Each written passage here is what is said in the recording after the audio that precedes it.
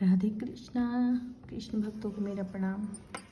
तो चलिए मैं आई हूँ अपनी न्यू वीडियो लेकर।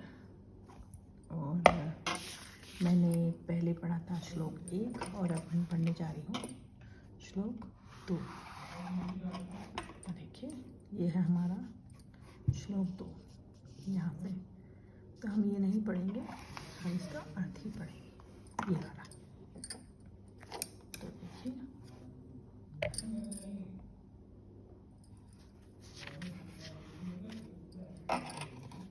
संजय ने कहा, हे राजन, पांडु पुत्रों द्वारा सेना की व्यूह रचना देखकर राजा दुर्योधन अपने गुरु के पास गया और उसने ये शब्द कहे। क्या कहे? तात्पर्य: धृतराष्ट्र जन्म से अंधा था। दुर्भाग्यवश वह आध्यात्मिक दृष्टि से भी वंचित था। वह यह नहीं जानता था कि उसके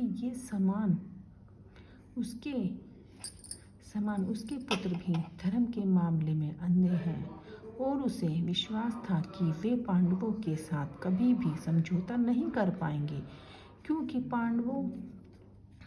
पांचों पांडव जन्म से ही पवित्र थे।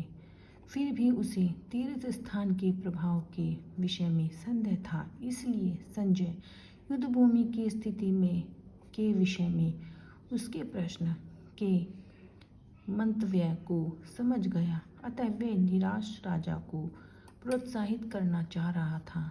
उसने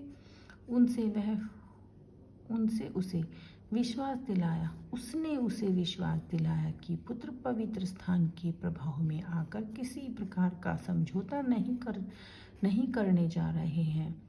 उसने राजा को बताया कि उसका पुत्र दुर्योधन पांडवों की सेना को देखकर तुरंत अपने सेनापति द्रोणाचार्य को